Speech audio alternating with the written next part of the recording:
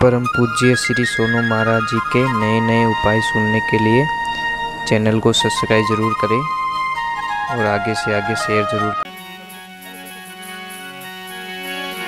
एक ध्यान रखना, जिंदगी में अच्छे से जीना है, बढ़िया जीना है, लंबी उम्र पानी है, बिना बीमारी की उम्र पानी है, तो तकिया मत लगाइए। बिना तकिया आप सो के देखिए महाराज, आप आनंद में रहोगे। पण तकिया बिना कि नींद ही नहीं आवे महाराज। पर नींद आया પછી તકિયો કટ જાવે કે ઢાઈ કોને, ये हमारी माइंड की साइकोलॉजी होती है। बस नींद आया પછી તકિયો કટ કે ઢાઈ કોને, પણ હોતા પહેલા किने किने सुबह पगा हमें तकियो मिले, मैंने खुद नहीं ठाकुर नहीं, मैं तकियो लगायो कि नहीं लगायो। पर महाराज सच बोल रहा हूँ, मैं मजाक नहीं कर रहा हूँ। भगवान ने अगर तकिया की जरूरत होती तो हमारे गर्दन का जो पिछला गैप है वो खाली नहीं रखते भगवान। वो खाली रखने का मीनिंग क्या है, कारण क्या है कि जब आप सोते हो तो ये यहाँ से टच हो और आपकी पीठ टच हो, परंतु मेन नस आपके किसी को टच नहीं होनी चाहिए, इसलिए इस भाग को खाली रखा। अने वो ही महाराज तकिए से दबा देते हम लोग। पछे के मैंने उठते ही चक्कर घणो आवे है ने, कई बीमारी होती, सिर दर्द की बीमारी होती, पछे के एक धम मने बेकार लगे, वो यही तो प्रॉब्लम होती है, नसें दब जाती है हमारी। आप और किसी को भी अगर हार्ट की प्रॉब्लम है, बीपी की प्रॉब्लम है, तो आप कुछ मत करिए। जिधर आप पैर रखते हो ना, उधर पलंग के नीचे आप 2 ईंट डाल दीजिए, आपके सिर को नीचा करके सोइए, पैर ऊपर थोड़े ऐसे करके सोइए। देखो आपको हार्ट की तकलीफ कभी नहीं होगी, लाइफ में कभी नहीं होगी महाराज, क्योंकि खून की सप्लाई बराबर यहाँ पे पहुंच जाती है।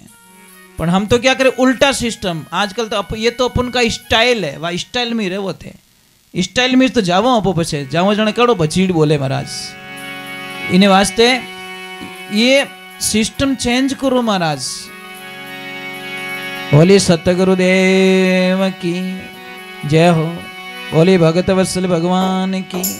अरे कृष्णा जय तो बोलो, जय नहीं बोलो, कहीं रियो वह कहीं अबार कहीं कहता नहीं, वो कहीं खायो अबार ने छोटी छोटी बे बत्ती खवीजगी कहीं देन भी हो। बहुत अच्छा प्रसाद बनाया इन्होंने।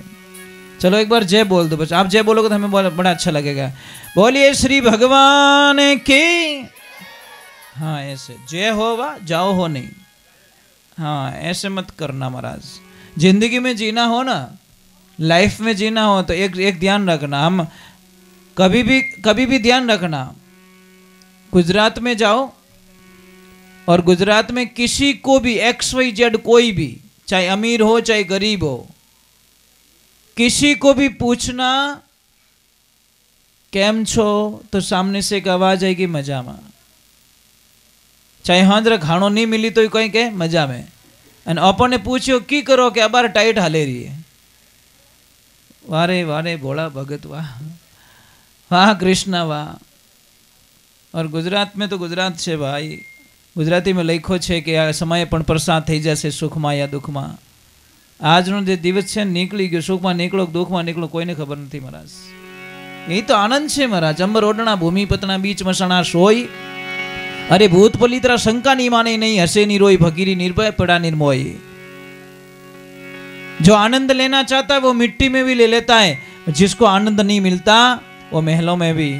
महलों ना वासी गरीबी शू जाने, और दुखियारा दुख ने सुखिया शू जाने। बोले सतगुरुदेव की। इसको मारना मत, ये पता नहीं किस रूप में भगवान ने भेजा है, कौन जाने महाराज। किण विद्राखी मारो राम। चलो भगवान के चरणों में, ईश्वर के चरणों में, और गुरु महाराज पधारे, शिष्य भाव देखना महाराज।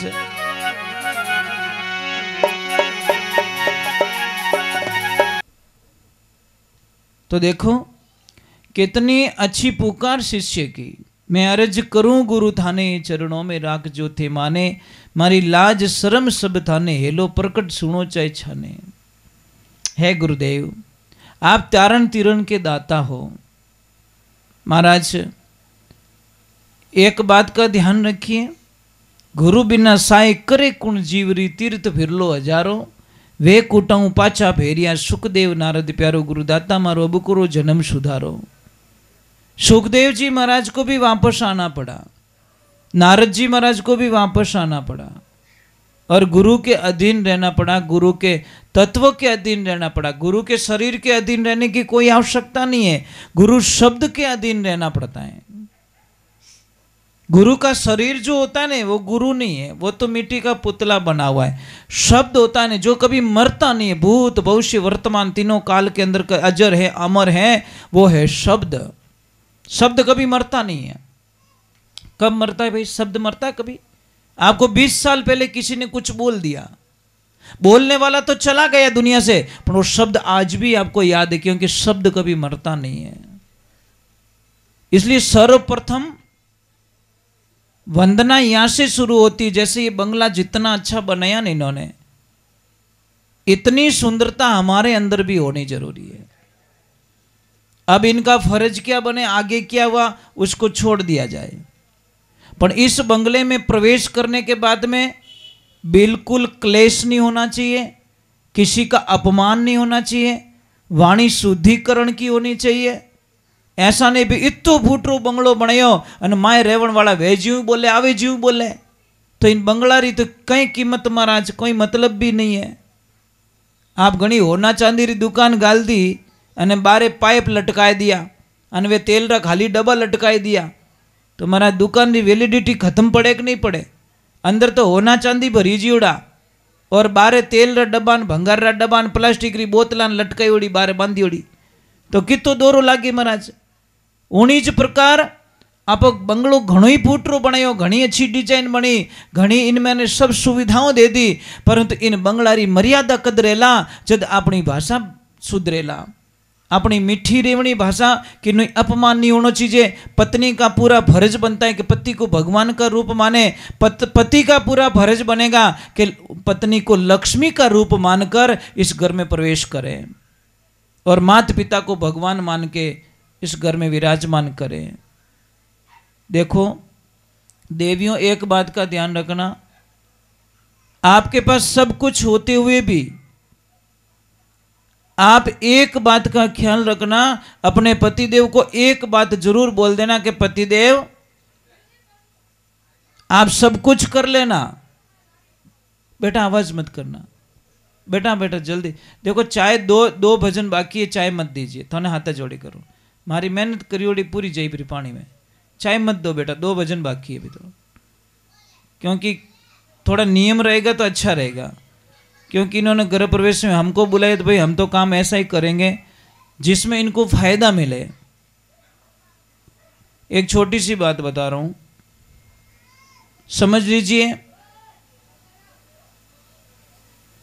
आपको कोई मोबाइल दे रहा है, उसमें बैटरी नहीं है और सिम भी नहीं है, तो क्या करोगे उस मोबाइल से? आप कोई काम का नहीं, सिम भी नहीं है, बैटरी भी नहीं है, तो खेलो।